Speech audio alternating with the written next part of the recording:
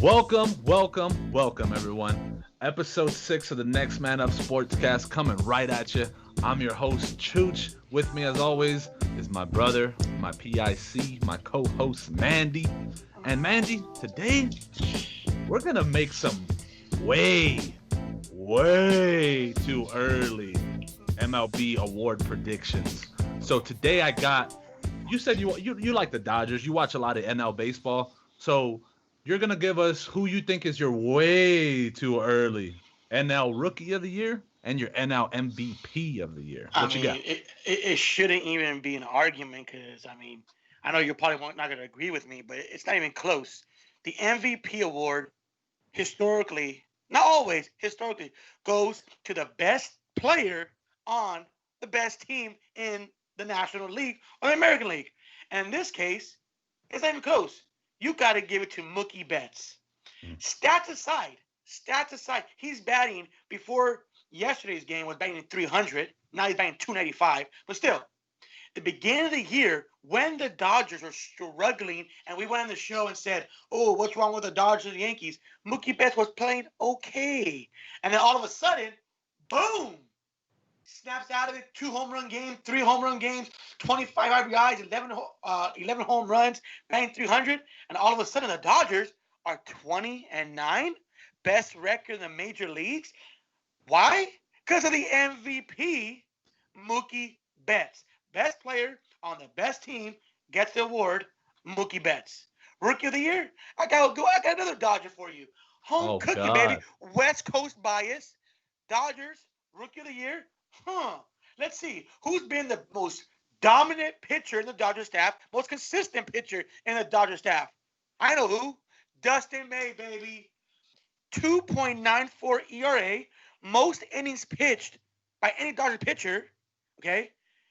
Yeah, that's it.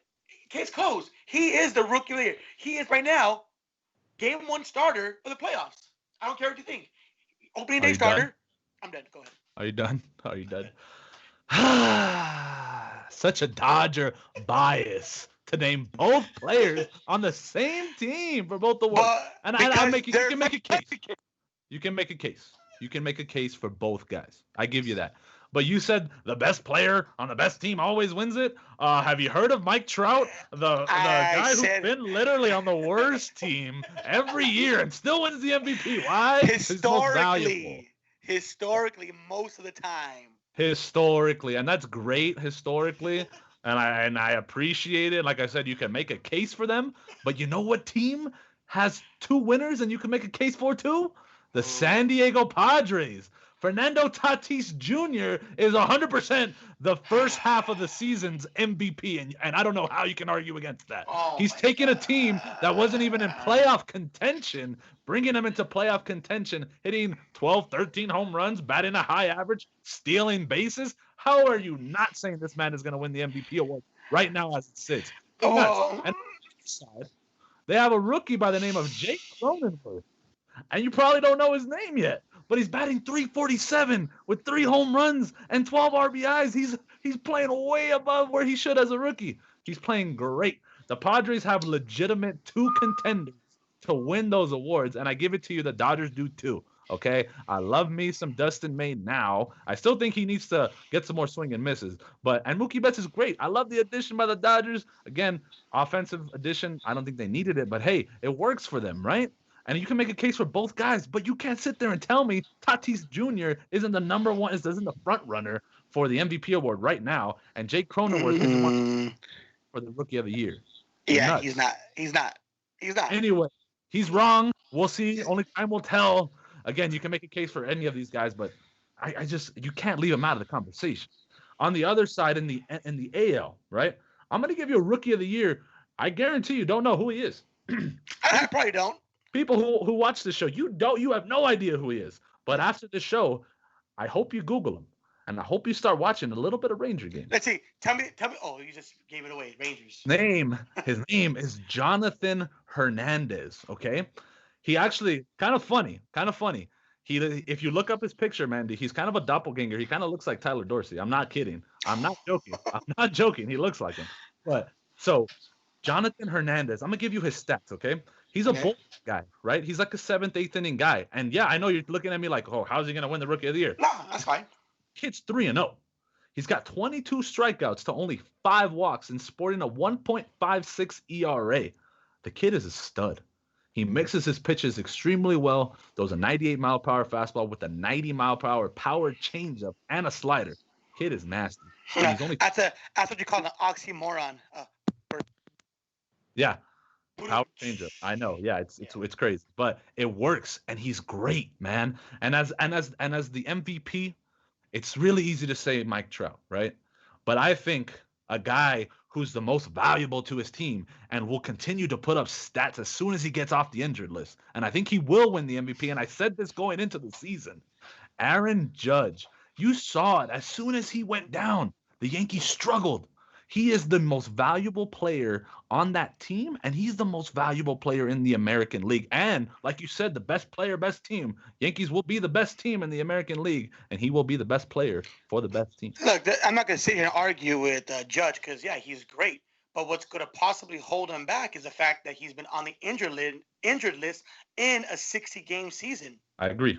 That's the tough part. That's going to be the tough part. I think if he has a really good resurgence in the back part of this season, and he really wills the Yankees to that first seed in the American League, I don't see how you can not give it to him. No doubt.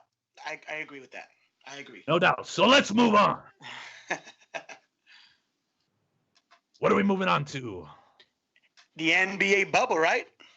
The NBA bubble. We got so my thing is like the NBA bubble has been great because you're looking at a lot of teams you might not have watched a lot, right? And you're gonna see these guys who you have no idea who they are, but there they are in the bubble, lighting it up. So my guy that I've just like, man, I've really taken notice, and I knew this guy was good. I didn't know he was great, but let me tell you, he's pretty damn great. Donovan Mitchell, the Spider for Utah Jazz, has just been going off. First round against the Nuggets. By the way, people don't know that. A lot of people don't realize this when they're watching. The Nuggets are the 3 seed, which makes the Jazz the 6 seed. They're the underdog in that fight. But Donovan Mitchell has scored 50 points twice in that series. Not once, twice. The other game's over 30. The man is willing his team to beat the Nuggets, who are the 3 seeds, who are legitimate Western Conference championship contenders. And Donovan Mitchell, along with Mike Conley and Rudy Gobert, but really Donovan Mitchell is willing his team to get past this first round. And if he does, I think we mentioned him in a different echelon of players in the elite. Yeah, and he definitely benefited from the Jazz point guard being down. I think it was Mike Conley. Yep. Yeah, definitely being down. He definitely stepped his game up. My surprise player, without a doubt, even though they got beat pretty bad by the Raptors, pretty bad, the Brooklyn Nets. Right. Yeah, LeVert, exactly. Yeah. I mean, that guy could stroke it. He's scoring easy 20 points a game, easy the Nets' best player. And I got to watch him in this playoff series because I was steadfast betting money line Raptors the entire time. And every time I would watch a game, oh, this guy LeVert again scoring. Oh, stop scoring. I got to hit the line. Stop scoring. But now LeVert, he could play. And that Nets team next year, if they all come back, scary. I still think they what I would do is let Karras come off the bench and really run the second team with all that scoring he has. He needs the ball in his hands. Yeah, agreed. He needs the ball in his hand. He's not going to get with KD and Kyrie Irving. It's cool, right? He could be that 6th man off the bench to give them a break and give them what he's doing right now. The Nets need him to be the next Jamal Crawford, the next Lou Williams, the guy who just comes off the bench and lights it up and scores. And I know that. I tweeted about him when he was scoring. I just said Karis LeVert literally is a bucket because he is. He comes off the bench and he just puts the ball in the hoop and scores. That's what he does. That's Karis LeVert. So you talked about that those money line bets that you had, right? Oh, you know what? I think I know. What time is it? It's time. No. You guys smell that? I smell disappointment. I smell disappointment. What's your record? Oh man, I'm 3-2. I'm still on the winning side, unlike some people in their segments. That's not. Yeah, you're right. But anyway, it's time for that smell has gone away. It's time for Chooches Lock of the Week. We're locking that Lock it up, and we're gonna stick with the MLB. And speaking of West Coast bias, my team, the Dodgers. It looks like he's finally hit the bandwagon, and he's gonna go ahead and for his luck of the week, Dodgers, Rangers. Who we got? So I wouldn't say I'm on the bandwagon. But I am definitely locking in the Dodgers to beat the Rangers. And this is for me, it's obviously the Rangers. The Rangers are a tough team to bet against. Okay. But at the same time, what the Rangers are really defined, okay? They pitch well, but they don't hit well at all. What do the Dodgers do? They hit the crap out of the baseball no matter who they're playing. So to me, it's an easy bet because you got a really bad offense going against a really good offense with a really good pitching staff. It's a no-brainer to me. You take the Dodgers here. Same thing. I literally bet the Mariners 3 times to beat the Rangers last year and last series, and they swept them. Why? Because the Mariners can hit the baseball. Rangers have a hard time doing that. So give me the Dodgers. Lock it in, baby. We're getting back to 4-2 this week. I promise you. All right, now so we got the underdog, your underdog pick of the week. Now we have the San Diego Padres visiting Mile High, Denver, and Coors Field. Who we got? So the favorite in this is going to be the Padres, right? They've been playing better. They got a lot of offense, like I mentioned earlier, but you got Senzatella on the other side for the Rockies, who has been their best pitcher. Really got beat up by the Dodgers, but he's a good ground ball pitcher. If he can get the Padres to beat that ball into the ground, the Rockies can win that game. And, hey, can you say it again? Because it sounds so like awesome when you say it. Beat the ball into the ground. Come on, say it. They're gonna get them to beat the ball in the ground. So love it. When they do that, the Rockies are great. When Senzatella goes 7 innings, when their starters go 7 innings and don't really let their bullpen get in the game, the Rockies are great. And they're a good offensive team, especially at home. So give me the Rockies to upset the Padres. They're probably going to be not very heavy favorites, but they're probably going to be like plus 120, 126, which means, good payouts for you. I like this underdog bet. I'm going to lock it in. So make sure you put that underdog bet in as well.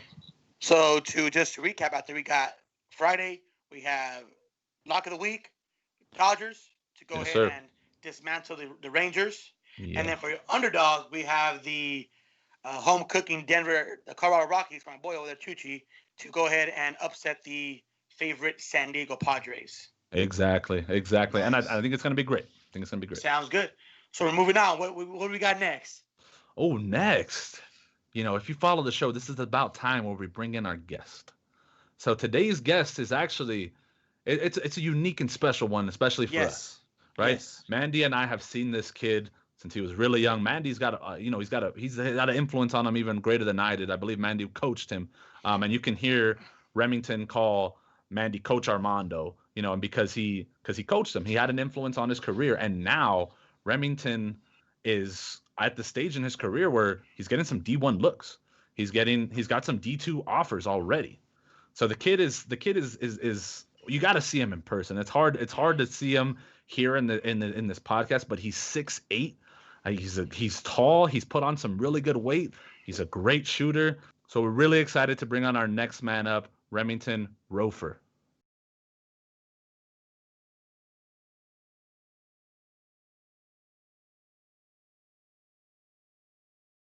All right, Remington. So you're here with the guys from the Next Man Up Sportscast. We're really about that. We're really about bringing up the next guy. You know what I mean? Like we're not here interviewing these 5-star recruits and these like huge athletes that have millions of followers and all that stuff. We'd love to someday, but we're really focused on the next man up, the guys who you might not have heard about. You know what I mean?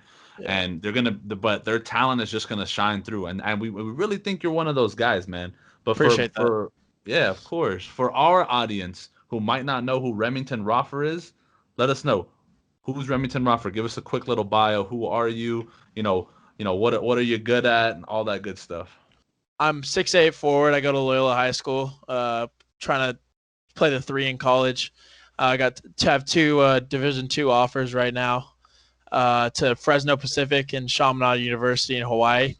I have a lot of Division I interest from Ivy Leagues and Big West, Big Sky, those type of schools. I'm hoping to get a few more offers if we can actually get on the court from those D1 schools that haven't pulled the trigger yet, just because I haven't been able to play. I've been I keep maturing. I mature a little bit slower than ever. Like I've matured a little bit slower than everyone else. Like Coach Armando knows, back in the day, SNL was the lanky, skinny white kid, always a little bit taller than everyone else, but could never really put on weight. But so my body's finally catching up, and I'm seeing success. So yeah, absolutely. Now, man, don't knock those D2 scholarships. Those D2 offers are big time. I mean, Huge, Chaminade every year they play in the Maui. Yep, no doubt. Big time. But I'm pretty sure, man. Once this season gets along, I know we're gonna have one your senior year. Those Division I interests are definitely gonna become offered, man. What's your GPA, Remington? Yeah, I have a 4.2 last semester, so yeah. Yeah, man. That's definitely Ivy League material for sure, my guy. Yeah. If you had your choice of a D1 school or let's say a D1 Ivy League school, where do you want to go? D1 Ivy. Honestly, I'm just gonna put it this way. Like, I don't want to show favoritism. Anywhere that wants me, where it's the right fit for myself in the future, the right opportunity for myself is where I want to go. Because I could say like, yeah, would I want to go to Yale? Yeah, would I want to go to Harvard? Yeah, you know what I mean. Like those are the two big Ivy League schools. But at the same time, like you never know. Like UCSD, UCSB, the schools on the West Coast too. Like I love any school, like even Chaminade, Hawaii, or Fresno Pacific. Like those two schools, just for even offering me like a full scholarship, I'm just blessed. So I really appreciate that. You know what I mean? So when it comes to which college I want to choose, like I don't know which college I want to choose yet. Like I still got to see. I still got to play my game. See which colleges really want me, and then see what happens. Yeah, man. You talked about maturing. That's like the most mature response you could give right there. So there you go. So now, Remington, you mentioned, you're at Loyola High School right here in Los Angeles. My brother and I, we also went to all boys Catholic schools. Yes, sir. He went to Don Bosco Tech, and I went to Cathedral. So Don Bosco Tech, Cathedral, Loyola, right? We all have that in common. We're all, all boys Catholic schools. Tell us a little bit about Loyola. How did it shape you both as a student, as a man, and as a basketball athlete? Yeah. So honestly, I feel like in the long run, I'll appreciate it a little bit more than currently. You know what I mean? Yeah. I don't necessarily love the all boys, but you gotta live with it. It's how it is. But overall, I feel like it's really pushed me and kind of gave me a college atmosphere at the same time, where it's like you're going to school, like those practices that you have for Coach. I know, well, obviously Coach Adams at Loyola was offered numerous college jobs, could have taken this step to coach at the Division I level at Ivy Leagues, like various schools. So and also as assistants or USA basketball coaches, they're all top level elite coaches, where when I'm going to practice, like I'm going to college practice, and we're held to a standard where it's like you got to show up for, specifically Loyola, like there's no I guess backyard basketball where it's kind of just free play. Like you got to do what the coaches say, and if you don't do what the coaches say, you're getting this call right here, like you're coming out straight out the game. And I feel like that's really like kind of made me a mature basketball player, understanding the game better, understanding what help side is, getting through screens, slipping screens, understanding a hedge, where certain things where high school basketball players don't necessarily understand that, understanding a team defense, so when it comes to preparing for college, like I feel like I'm ready to go, to be honest with you. I'm pretty sure that, going to Loyola and playing basketball, just the whole competition, the Mission League just sets you apart also, right? I mean, every game in that league is a fight. Every single game is crazy. Yeah, that's exactly what Coach Adams says too. Literally word for word. He said it doesn't matter who you're playing in the Mission League. When it comes down, when the clock starts, you're in for a war, and it doesn't matter who you are. And if you kind of let up on the gas, they're gonna come back and get you. The comeback's definitely real. Like we were up, I think 27 on Notre Dame, or 28 points on Notre Dame last year. They came back and they beat us in overtime. So it's just certain things like that. Yeah, it's just. It was difficult last year too, just because I was hurt the entire year. But like you said, Mission League's always a battle. You never know what could happen. So no, for sure, absolutely. Yeah. I mean, and you talked about those competitive practices, where they're really getting you ready to play at the next level. With the whole pandemic going on, I don't know what your practice schedule is like, but what have you been doing to kind of keep with that routine, keep with that schedule? How are you getting better during the pandemic? I've been really just just working on my body specifically. I've gained 25 pounds Wow. since quarantine started, so I'm really proud. It's all good weight, and I've been trying to get a lot of, I guess, speed, quickness. I'm trying to turn myself into a 3 for the next level, because I know I'm like 6'7", 6'8", and that's kind of for power forward a little bit undersized. And when it comes to the next level, I want to play the 3. I want to be able to handle the rock on the perimeter and shoot the ball, which I've done since I was at Glassell. Like, I just love to shoot the ball. So, it's trying to become an inside out player too. Like, I honestly have been playing a lot of inside through the past few years, and now I'm it's my year, so I'm trying to spread out, play the 3, handle the ball a little bit, and just like that, just refining every single thing in my, I guess, like, my bag. Kind of have to refine every little aspect of your game. So Yeah, you got to perfect all those tools that you got, and definitely shooting. I think is going to be a big key, especially you want to play in the 3 and things like that. With how basketball is going as a whole, whether it be college or the NBA, it's just guys are getting up shots a lot, and the guys who make them play, the guys who don't. Straight up, yep. I would say you got to shoot the ball in college. Bottom line, if you can't shoot the ball and you're not 6'11", 7-footer that can touch the rim without jumping, like, you're not going to see the court. So Absolutely. So that being said, you're saying how you want to play a 3. You gain 25 pounds. You want to shoot the rock.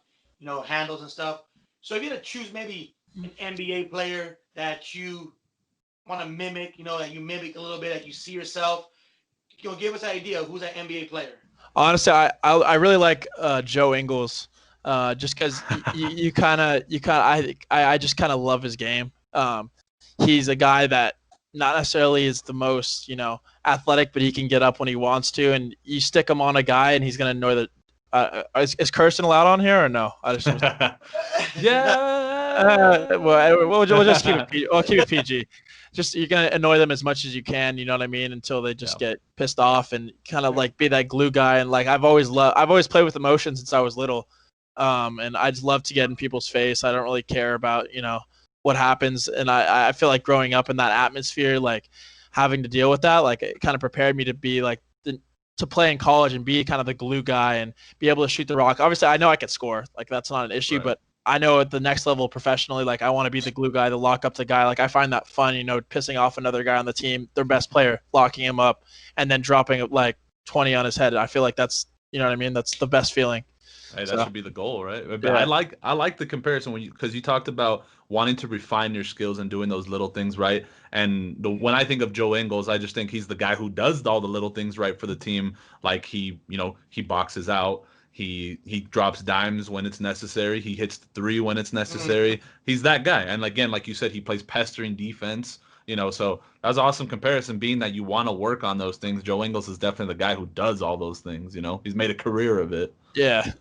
I honestly just started watching a little bit of his film, and I just realized, like, I love the way what he does just on the court. It's just amazing. So absolutely, yeah. So my next question for you, so not basketball related.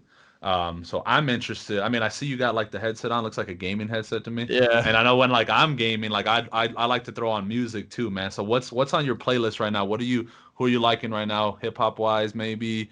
I don't know. Talk to me. I'm a big Polo G and Rod Wave fan. So Okay. I love Polo G. I love Rod Wave. Lil Baby. I'm not really into like the Travis Scott type of vibe. Not really, like, I'll listen to him, but like, I like kind of the guys that when they rap, it's not just about like getting women and trying to keep trying to keep it PG with the language, but So the guys who still rap, basically, is what you're saying. Yeah, like, I know, like, Wave, Lil Baby. Yeah. So I know a lot of young guys don't like him, but like J. Cole and Kendrick are definitely two guys who just tell stories when they rap. So definitely give them check them out. J. Cole, if you like to think while you listen to music, Tribe Called Quest, man, they're an older group from New York, man. So definitely give them a listen too. If you really want to think about lyrics and symbolism, all that stuff, I mean, you gotta pull up 6ix9ine. No, stop. Say, I actually like 6ix9ine.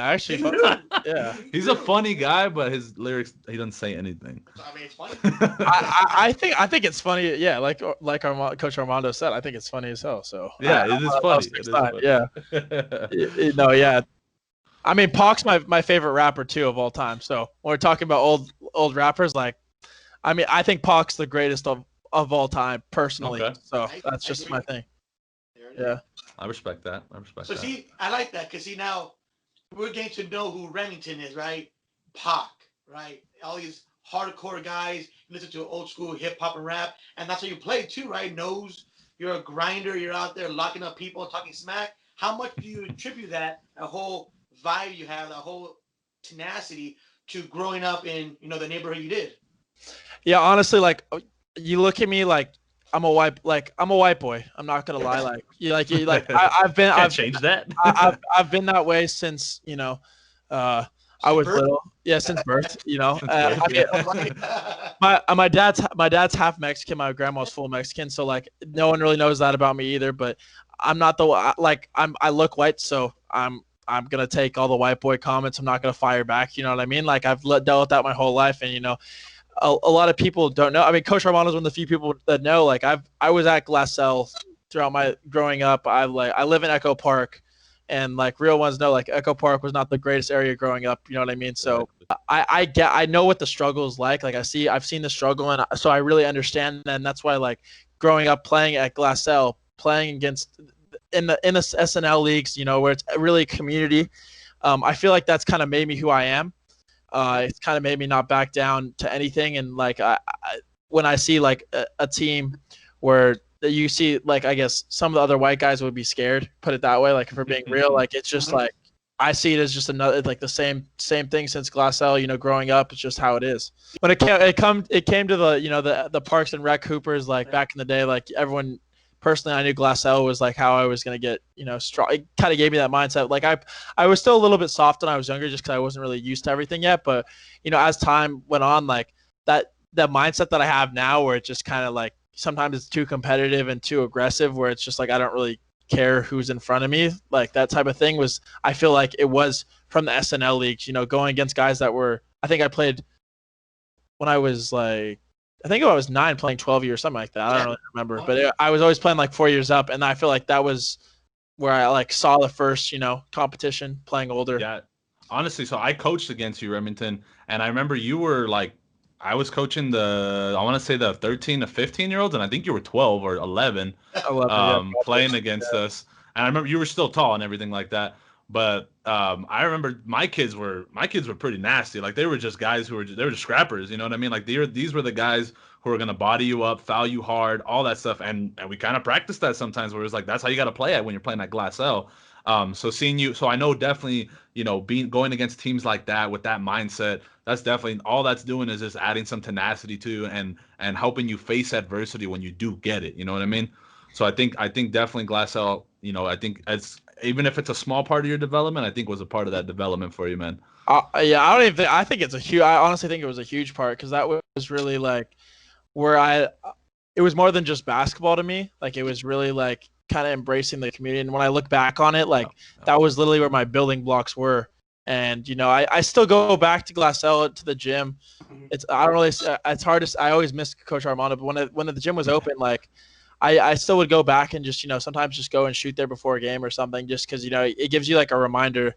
And, the gym still's obviously got redone, but, it's still it's a great gym and it's a blessing. So to have that full court, it's, you know what I mean? Even the outdoor courts still, the hoops are still up on the outdoor courts. So, I've been there a few times by myself. Yeah, that's the thing that people don't realize about the SNL programs is really just community coming together.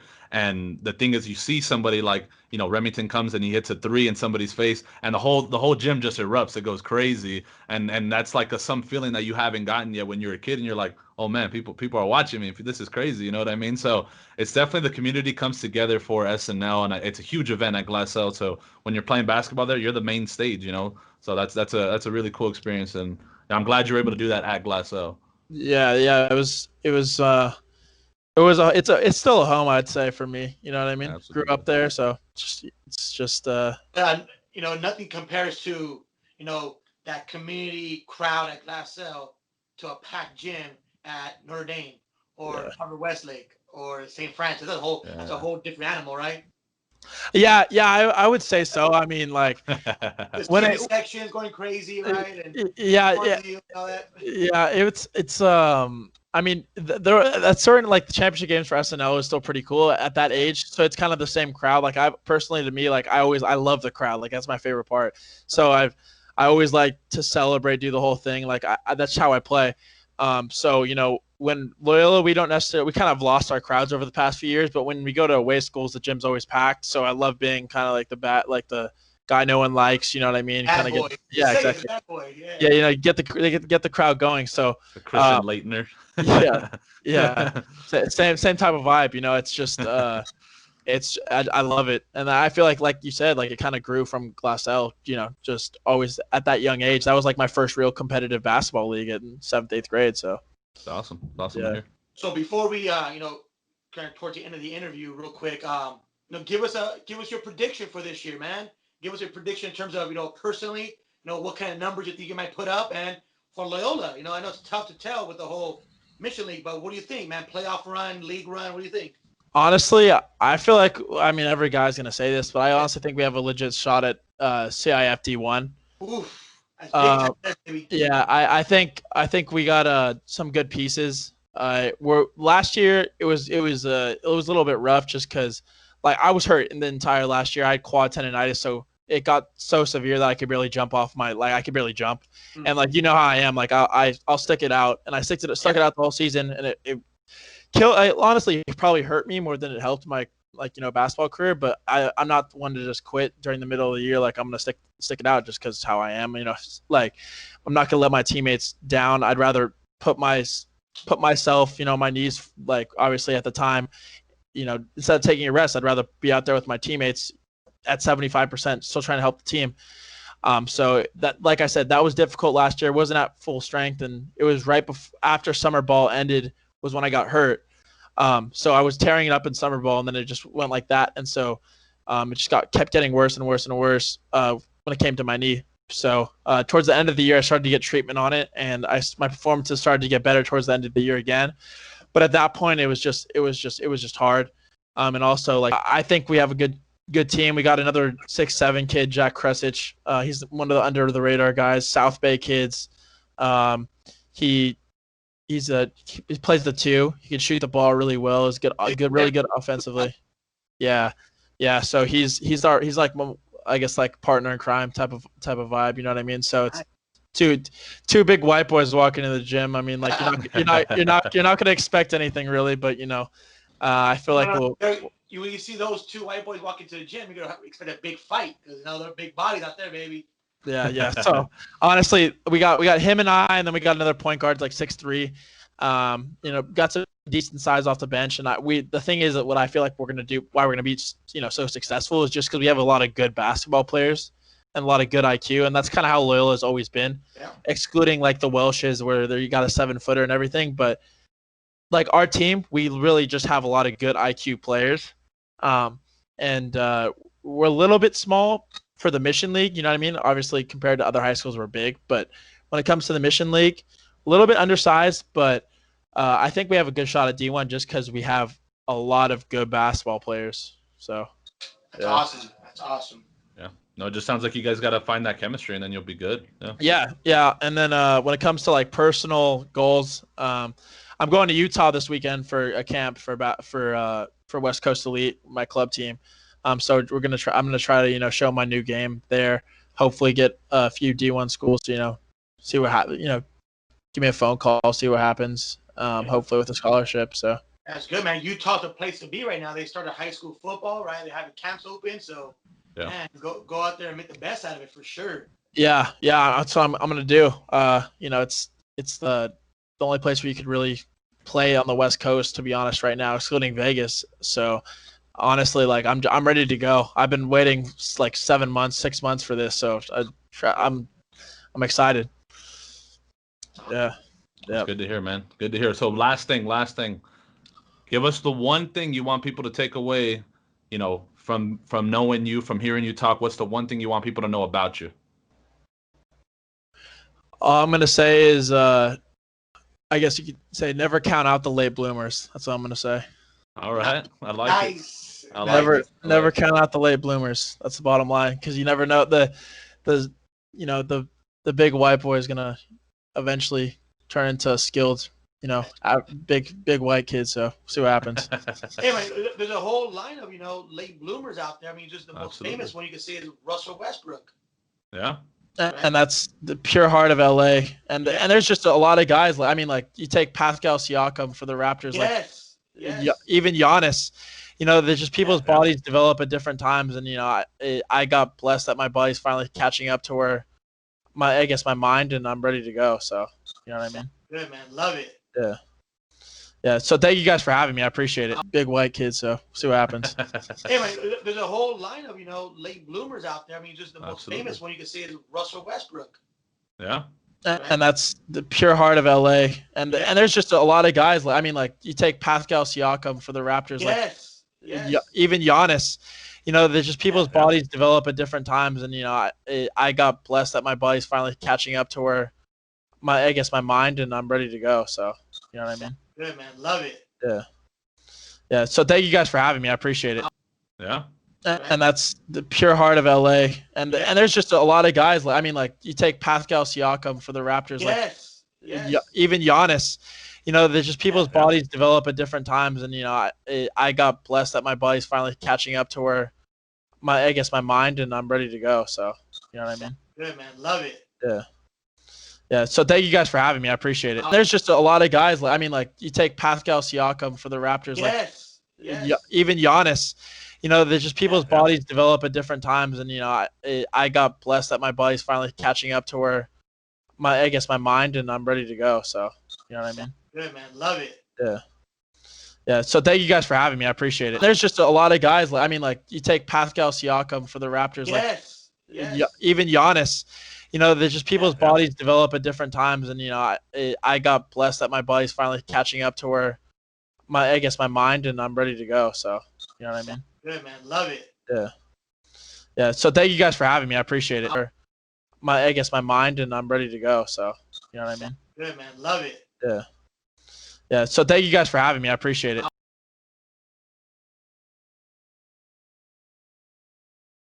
Man, I mean that interview, like that was special. That was special for me because again, just to go ahead and it's been so long since I coached him, but to hear him call me Coach Armando again, I see him back when he was like 5'9", when I was like 5 whatever, almost the same height as him, and to see him now 6'8" at Loyola, Mission League, great high school program, and probably going D1 to an Ivy League school. You heard him, 4.2 GPA, right? And what made me feel so special about this interview, that how he talked about our neighborhood, Northeast LA, Glassell Park, where he says it. He loved playing at the park.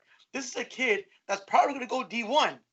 And he still remembers the best time of playing at Glassell Park against his friends who taught him how to be strong, rough and tough. And it's awesome, man. I love hearing stories like that of kids making it out and going on to better and better things. And it's amazing. I love his story. Yeah. I love Remington, man. It's great. I agree. That was the best part, hearing them say like he got that tenacity, that grit from playing those SNL leagues at Glassell. And if you know anything about SNL leagues at Glassell, that's one thing we got is some grit and some tenacity. So to put it in a nice, polite way, Look, you got SNL. You got free food, free basketball equals packed gyms, baby. Oh yeah, easy as that. Absolutely. So Remington was great. We've had a great show so far, and now we're gonna just getting nervous. We're gonna get to the part of the show where Mandy doesn't do so great. We're gonna take Mandy's knowledge that he says he has. He always claims he has, and we're gonna put it to the test on Rapid Fire Sports Trivia with Mandy. You know what I figured out? It's that intro you give me scares me, and that's why I can't think.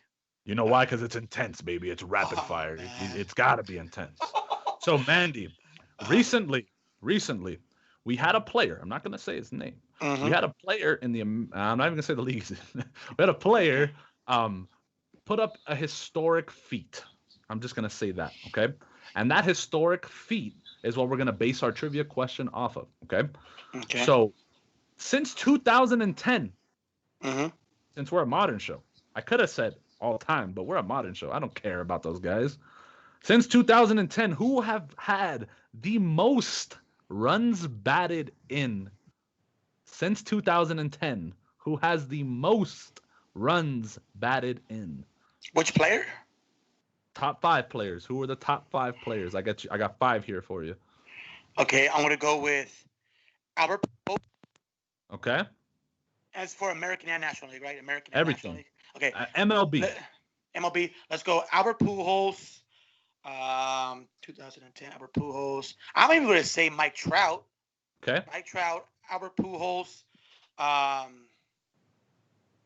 was going to say Matt Kemp, but he got some bad years. No, I won't say Matt Kemp. Okay. Mike Trout. Albert Pujols. 2 Angels. Yeah, 2 Angels. You know what? I am going to throw Matt Kemp in there. All right. No. So we got Pujols. We got Mike Trout, Matt Kemp. I need 2 more names. 2 more names. Let's go Miguel Cabrera. Cabrera. I came to me out of nowhere. Mig- Yeah, Miggy came out of nowhere. Because now I'm thinking about American League DHs who had probably great years in the National League and now are older and playing the American League. That's why I put Miguel Cabrera. And I'm also going to say, Manny Machado. Manny Machado. Yeah. So I don't think you got the question. I mean, 2010 on, right? Yeah. Not a lot of young guys are on this list. I mean, not really any young guys. So Pujols is on this list. Okay. And he was the guy who just actually moved up to 3rd all time in RBIs, which is nice. Phenomenal. That's great. Miggy Cabrera on the list. He's actually 1st on that list right now. There you go, baby. Number 2 is Edwin Encarnacion. So I never would have thought of him. Okay. But he fits that bill. He was in the National League and then he went to the American League. So so that was smart. And then Nelson Cruz, the guy's 40. Forever. You should have had that makes sense. And the next one is actually really cool. I didn't know this one. Robinson Cano, but it does make a lot of makes a lot of sense. Yankees out with the Mets. Absolutely. Robinson Cano. So those are the 5. So you got what, 2? Let's give you a chance at 60% here. I'm gonna give you a chance here. Okay. So he's an older guy. All time. Who is the RBI leader all time? Oh, dude, all time. All time. Okay, all time RBI leader. For the bonus to get at 60%. All time RBI leader. I'm going to have to say, you got to have a lot of hits to do it. So maybe Pete Rose, Tony Gwynn. I didn't ask you for your top 5, buddy. I said all time. One guy comes to mind. Let's go with Pete Rose. Pete Rose is incorrect. Number 1 all time this was an easy one. I got asked this question, which is why I brought it up. Barry Bonds. No, Hank Aaron. Hank Aaron is number 1 all time. Hank Aaron. Henry Aaron. So yes, Hank Aaron was number 1 all time RBI leader. So you got 2 out of 5. You did terrible once again. I believe that brings our total to 16 out of 30, putting you just over 50%. A little over 50%. Hey, that's a big F. That's a big F. So if this was baseball, I'm batting 500. I'm in the Hall of Fame. Oh God, this guy. Dude, we need to work on that. You got to do better. Fans, send me some questions. We'll stump Mandy. I like watching him fail. It feels good to me. I know it warms the hearts of my fans because that's one thing I've got some feedback on is that the rapid fire is one of the coolest segments that we have. And I like to make that interactive. So shoot us some questions. We'll stump Mandy. So we're moving on, Mandy. We had a good show, man. We really did. Yes. And this week has been, I don't know what the word to say is. It's been a tough week. It's been an interesting week. And a lot has happened. So I want you to do your best to give me what your takeaway is. Give me your recap of it. Oh man, it's not even close. I think you're gonna have the same takeaway as me, and it's actually corresponding and happening right now as you speak, doing this interview on Wednesday night. But dude, the protest movement, let's just say what it is, the Black Lives Matter protest that's going on. We had another African American shot in the back 7 times. I seen the video. Okay, look, if you guys know me, I'm not a liberal. Okay, I'm not a liberal, but I'm a moderate. And I do believe that these people should be protesting, and I'm totally for it. I'm totally for it. I saw the video of the guy getting shot 7 times in the back. Yeah, he was going to his car, but man, 7 times in the back shot. I totally understand what the NBA is doing. I totally understand them taking their foot down and saying, you know what? Why are we going to go ahead and market for people that when all this injustice is happening in our country? And people might say, oh, they're entertainers. They need to be out there on the court performing for us. They shouldn't mix politics with sport. No. Yes, they're entertainers, but guess what? They're also employees. They're also workers. Okay? We don't get mad when the Actors Guild goes on strike. We don't get mad when, the grocery people go on strike. These people are providers. They're employers. They have the right to protest and technically go on strike. Who are we to say that they can't do that? They stand for what they believe in racial justice. And unfortunately, right now in this country, no matter what spectrum you're on, far right, far left, you have to understand there is an injustice going on in this country. Again, I am for the police. Don't get me wrong. I'm not with these defund the police. No, we need police. And I don't understand there's great police out there. I have friends, Republican, Democrats, who are officers, who are amazing. I never mix politics with them. They're great people. I support them 1,000%. But at the same time, we do need reform in this country in our police department to weed out those bad cops. Maybe 5% of them are bad. We got to weed them out. Easily as that. And I totally support NBA players.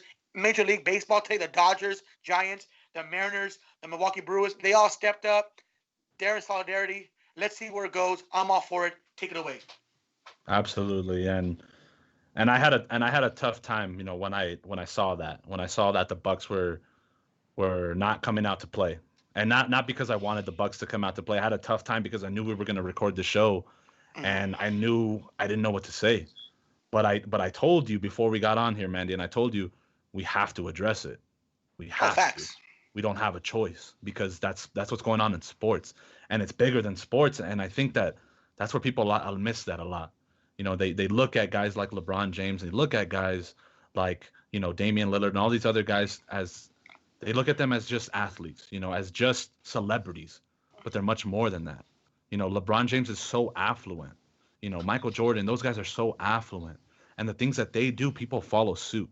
So when LeBron James is setting an example, when Giannis Antetokounmpo setting an example by boycotting games and letting people know that there is a disparity in justice here, there is a racial injustice here, we need to take notice. We need to listen. Absolutely. I'll just end it with this, because a lot of people out there might say, oh, but he was going to his car. Look, I totally understand that. But again, we don't want to compare, 2 situations, 3 situations like apples to oranges. But man, let me just say this. I'll end with this. Okay, George Floyd, whatever, he got Nina's neck, he died. This guy in Wisconsin shot 7 times. I just saw a video. One of my students, football players at Cathedral this morning, he showed me the video of the gunman in Wisconsin somewhere where they were protesting, where he shot 2 to 3 people with an assault rifle and was walking after he shot those people. Yeah, they're chasing him because he shot someone earlier. They're chasing him. He shot 2 more people, and he's walking down the street with the SWAT team coming in, and people are yelling, hey, he shot those 3 guys. He shot 3 guys. And what do the police do? Just drove right past him. It's all on video. He's there with the assault rifle in his hand. People are saying he shot 3 people, and police drive right by him, maybe to go see the wounded, but he's there with an assault rifle, getting accused of shooting 3 people, and he's white, but they just drive right by him. Yeah, while unarmed black men die from that. So so we're trying. So there's a difference, and we need to understand that as a country, and that's our takeaway. That's what we want to leave you with today, because not only does it affect us in our everyday lives, but it affects sports. It really it has, and it does, and we have to acknowledge it at some point, and we have to do something about it at some point. So thank you for listening today. We appreciate your support. Please continue to support the show, and that's it for today.